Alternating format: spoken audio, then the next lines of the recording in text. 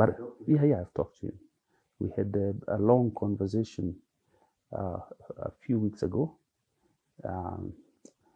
And it was a conversation where I was basically apologizing to him for being very rough during the election because I was not a good person. On my tweets and my YouTube channel, we really went hard on him. So I felt it was important that I amend fences. And he was very gracious in our conversation. I always felt bad that this man was my good friend, and I was very rough on him. But anyway, all is fair in love, war, and politics. But I thought at least I owed him an apology. In fact, if Raila had won, I would still have called Ruto and told him nothing personal. This was just business. So I wanted to make amends because at some point I will meet him, and he's also a friend to my father-in-law's family. So occasionally we have had functions and he shows up, and you feel very sheepish. But anyway, that's the nature of politics. Of course, one of the things he did was blast me. And I took the blast very graciously because I think I deserved it. So some kind of a lashing. Then I told him, But Excellency, if you could forgive General Ogola, who had come to take away the government you have. If you could forgive him, honestly, who am I? I'm a small guy. You can deal with it. So it was basically, let me say it was a heart-to-heart kind of conversation. I have a lot of work as a consulting house. And I don't think that the Kenya Kwanza government can afford me, to be honest. And I want... this government, maybe they can, I don't know. But I have a lot of other engagements I'm doing right now. But if business opportunities open up with them, why not? I'll do them. You see, the number one, as I have said, I did not advise Azimio. I was never part of their team. The only person I spoke to bilaterally was Raila Odinga. And I went to give him counsel to tell him, look, deep state will fail you if you're relying on that. I was in the deep state in many ways, or I interacted with it in many ways, 100%. Not working against Raila, but they had no skin in the game. I remember a meeting once, and I can reveal this. Hello everybody, welcome back to my YouTube channel. How are you doing? This is Elijah Gichuru. Welcome back to my YouTube channel. Like I said, this is the greatest YouTube in the Republic of Kenya, and the E in my name stands for exactly what you need. Please subscribe, tap that subscribe button, and also turn on the notification bell so that you get notified anytime I upload a new video.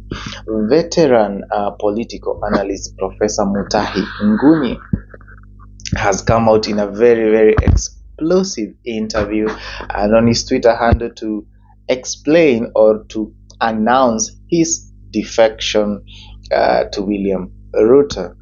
So for people who don't understand who political analyst Mutahi Ngunyi is a professor of law, and he's a political analyst, and he's one person that was used or was hired by Uhuru Kenyatta in his technical team to blast and fight William Ruto political ideology, and that is who Mutahi Ngunyi has been. So in an interview with The Nation, Mutahi Ngunyi has actually declared that he has actually spoken to William Ruto via phone albeit on phone, about forgiveness. Yes, you heard that right. Mutahi Ngunyi was speaking to William Ruto, and he asked William Ruto to forgive him because the things that they did with Uhuru Kenyatta in regards to destroying the political career of William Ruto was not something that they did, or it was not something that he did uh, out of personal reasons, but it was something that he did out of business or out of coercion. Yeah, he was coerced to actually go against William Samoei Ruto. So he asked the president to forgive him, and he apologized to him for being very rough, both on the internet, that is the YouTube, the tweets. Guys, if you can check Mutahi Ngunyi's YouTube channel, Fort Hall School of Government, you will find very, very despicable words, tribal utterances from the tweets that Mutahi Ngunyi does, and they are very despicable. They are pure malice, pure insults, guys. And it really, what bothers me is the character of the person Mutahi Ngunyi, because in as much as he speaks, he was coerced to do all this. I really want to wonder, is it genuine that he actually loves William Ruto and he could not help it? That even if he wanted to support, guys, I want you to know that in politics sometimes, like we witnessed in 2022, you might love a candidate, you might want to support a candidate, you might even resonate with their ideologies, but at times the state will force you towards a certain direction, and towards the direction of the state, towards the direction the state wants you to take, and sometimes it really makes your political career being tainted, your character being tainted. In the case of Mutahi Ngunyi, for example, he was an employee of State House. Okay, so I don't know why he's telling us he was coerced, because he was being paid to actually continue blasting and destroying the character and the name of William Ruto. And now he called him and he was telling him, if you, Ruto forgave General Ogola. Remember, General Ogola was among the 4 National Security Council members who went to Bomas of Kenya to actually force Chebukati to overturn the will of the people and to actually force a runoff, or force Raila Odinga to the people. General Ogola was among that team that went to Bomas, and William Ruto, surprisingly to the utter shock of all Kenyans, appointed him to be the chief of defense forces. And that is something that people wondered a lot, why will he do that? But I want you to know, some members of security forces act under instruction and act under duress.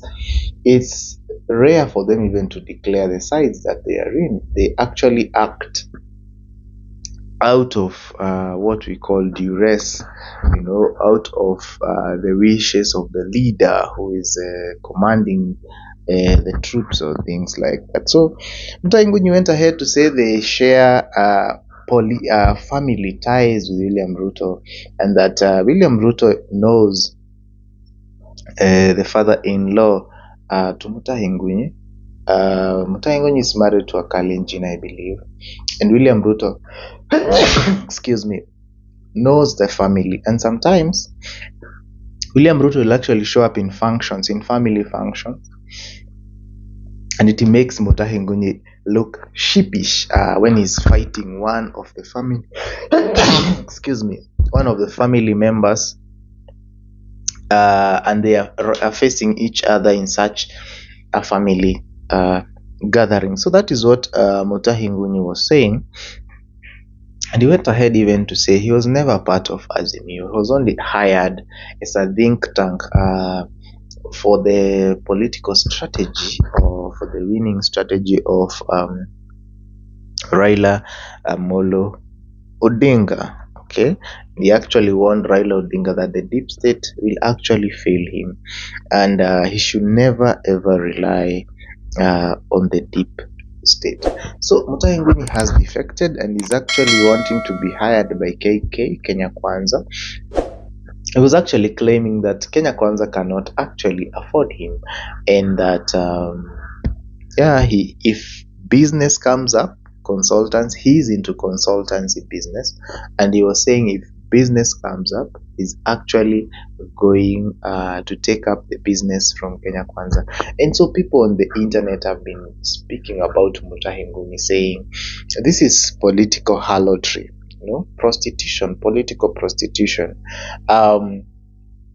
Because you are paid. He was being paid. It was in the state house payroll, guys. Lest you know, he was being paid to taint the name of William Ruto. Now he wants to go to Kenya Kwanza and start now tainting Uhuru Kenyatta. In fact, why is he even spilling the beans? If Mutahi Ngunyi is somebody who is worth his character and he's a professor as he claims, why would you come and tell us the secrets of your dealings? They paid you for them. Keep them. Defect and shut up. And he was saying how he felt bad that William Ruto is his good friend, and he felt really bad that he had to rough him up. He had to speak bad things about him.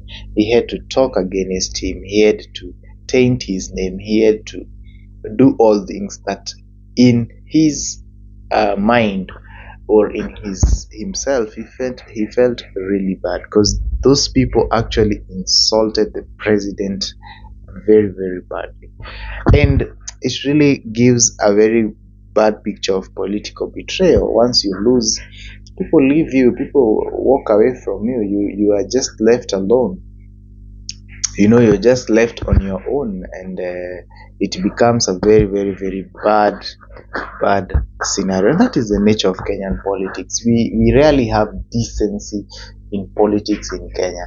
Maybe for the first time with this regime, we will see decent politics, I believe, because the politics in Kenya have been about betrayal. It has been about backstabbing. It has been about leaving even the people who funded you, people who gave you political standing, people who stood with you, people who birthed you into politics, people who have funded all your political career. You can just wake up one day and you leave them. And that has been the nature of Kenyan politics. We don't know who is true and who is not.